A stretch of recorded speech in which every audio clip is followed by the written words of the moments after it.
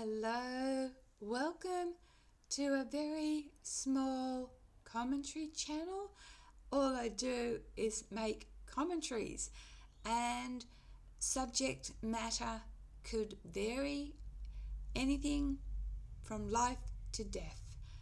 At night, I sometimes upload paranormal videos. Please comment on my videos. I do not push you to subscribe. I do not push you to like a video, but a comment really helps me. It makes me feel validated, makes me feel listened to. It makes me feel like it's a conversation. And yes, I'm doing all the talking, but by you leaving a comment, you've answered me. Okay, let's have a look at part 2, human zoos. Human zoos, also known as ethnological expositions, were exhibitions where people from various indigenous and ethnic groups were displayed in a zoo-like setting. These events often portrayed the people as exotic or primitive curiosities and were particularly prevalent in the late 19th and earlier 20th centuries. Before I go on, I'm going to look at the main countries, and then I'm going to later at the end of my talk look at Australia and look at, because I live in Australia, and also look at England, where I was born in England in 1961. So let's have a look at the main history, the main countries involved, and the time periods. Number 1, Belgium. Belgium was notorious for its colonial exploitation, particularly in the Congo. The 1958 Brussels World Fair is infamous for displaying a Congolese child in a cage. So this child was from the Congo, which was intended to show the backwardness of African people in contrast to European civilization. Number 2, Germany. Germany had several ethnological exhibitions, notably in Hamburg and Berlin, which featured people from Africa, Asia, and the Americas. Karl Hagenbeck, a German animal trader and zoo owner, was one of the pioneers of human zoos in the 19th century. Number 3, France. France hosted several human zoos, most notably in Paris during the World Fairs of 1889 and 1900, where people from French colonies were displayed in recreated villages. Number 4, United States.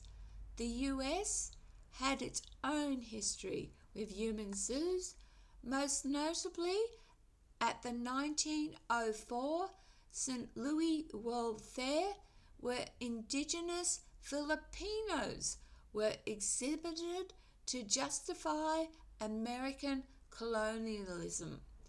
Number 5, United Kingdom.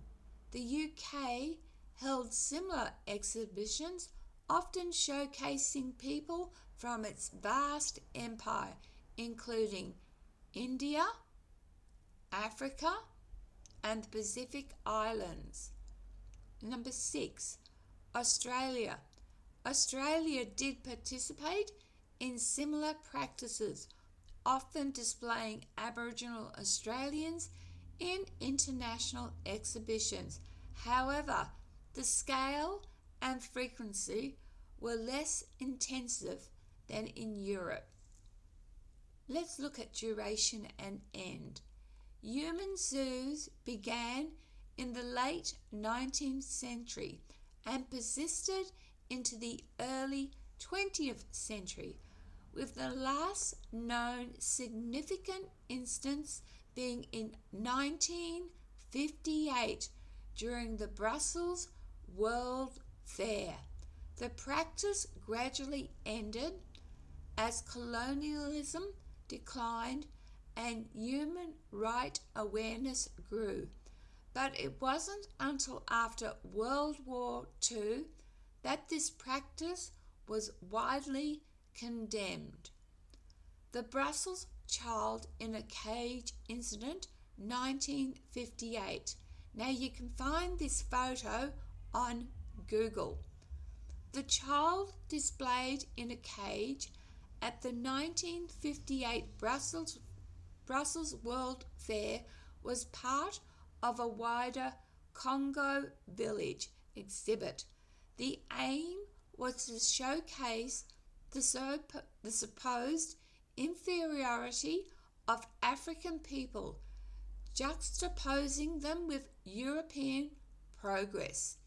The incident highlighted the deeply ingrained racism and dehumanization inherent in colonial ideology, where non-European people were often viewed as lesser beings, more akin to animals than fellow humans. Perception of displayed humans. The people displayed in these zoos were often viewed as curiosities or even as living specimens of a supposedly less evolved stage of humanity. This reflected the racist ideologies of the time, which categorized people into hierarchical systems based on race and culture, often justifying colonialism and imperialism. Activists who helped end the practice. Several activists and intellects helped to end the practice of human zoos. W.E.B. Du Bois, an African-American sociologist, historian, and civil rights activist who spoke out against the dehumanization of African people and the racist ideologies that underpinned practices like human zoos. Roger Casement, a British diplomat and humanitarian who exposed the atrocities in the Congo Free State, helping to raise awareness about the inhumane treatment of African people. Paul Robinson, an African-American singer, actor, and civil rights activist who used his platform to fight against racism and promote the dignity of all people. Now, because I'm an Australian, let's look at Australia's involvement. Australia did participate in the practice, although on a smaller scale compared to Europe. Aboriginal Australians were sometimes displayed at international exhibitions, often reinforcing racist stereotypes and the narrative of European superiority. And England, because I was born in England, England did participate in the practice of human zoos, particularly during the height of the British Empire. The practice was more prominent during the late 19th and early 20th centuries, with indigenous people from colonies such as Africa, India, and the Pacific Islands being exhibited in London and other cities. These exhibitions were often part of larger events like world fairs or colonial exhibitions and were intended to showcase the diversity and supposed superiority of the British Empire. And I'm going to come back to that. Remember what I just said. Superior British Empire. Cessation of the practice. The practice of human zoos in England, as in much of Europe, began to decline in the early 20th century as colonial attitudes were increasingly questioned and human rights gained prominence. However, isolated incidents continued into the mid-20th century, with the last significant example being in 1958 at the Brussels World Fair. And the last known significant incidents occurred, as I just explained, 1958. During this event, a Congo village was set up where Congolese people, including a child, were displayed in a setting designed to depict their primitive way of life. This exhibit was widely criticized and marked the end of the era of human zoos in Europe. Belgium, therefore, was the last country to host a human zoo on such a large scale. The negative reactions to the 1958 exhibit and the growing global movement against racism and colonialism helped to ensure that such practice was no longer acceptable. Now I'm coming back to you and want to restate something. The British thought they were superior. In both World War I and World War II, British colonies were sent in to do, for want of a better word, the dirty work for the British. Australia is an ally of Britain. When I went back to England in 2000, last time was 2004, a lot of English people hated Australians and saw us as second-class citizens. Now, Australia is rooted in English settlement. I'm not discounting the indigenous people here. I'm talking about when Europeans settled, and England is very racist, and yet we seem to focus on the Nazis and Hitler's Aryan race when the British were just as guilty. Hitler and the Nazis did horrible things to the Jews, but in the late 18th, early 19th century, so did the British. So when it really gets to me. I think sometimes Germany gets blamed unfairly. This wasn't just a German attitude. This was European. And don't forget that England and Germany, the actual bloodlines in royalty are intertwined. This is the recent royal history, not, hundreds of years back. That was different. But German and England royalty blood is intermingled, and yeah, it breaks my heart when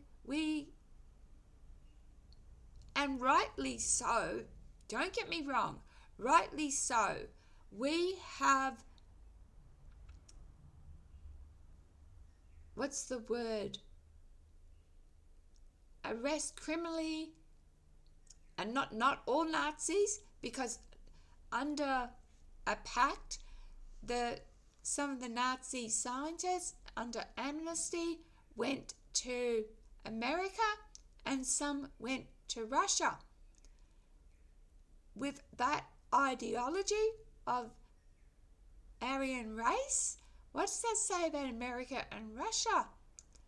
And America has had its own fair share of Negroes being lesser than. But what I'm trying to say is the Nazis were persecuted when other countries like America to this day, Australia to this day, and Britain to this day has very racist attitudes. And British, just like ancient Rome, Britain at one stage had invaded and conquered massive countries and saw themselves as greater and superior, all based on colour. It makes me feel very ashamed of being English. And before I go, I will share one last story. It has nothing to do with zoos, but it has to do with the apartheid. When my parents came out as 10-pound poms from England to Australia, we came out via ship, the Greek liner called the Ellinis, Ellinis, first of its kind, and we stopped at Cape Town. And at Cape Town, we got into trouble for sitting on the wrong part of the bus, because part of the bus was for coloureds and part of the bus was for black people and part of the bus was for white people. And we walked down a street and I saw a white man beating a black man. And I'm sorry, I'm not trying to be politically incorrect, or I am not, there's no racist bone in my body. I think what I witnessed made me realize we all bleed the same color. We're all humans. Well, some of us might be aliens, but that's a whole different story. Those of us who are human, just because we may be yellow, black, brown, white, we all come from the same. We all are the same. We are all equal. Men and women are equal. Children are equal. Don't get me started. This be a whole video within itself. We smack and discipline our children. We hit our children.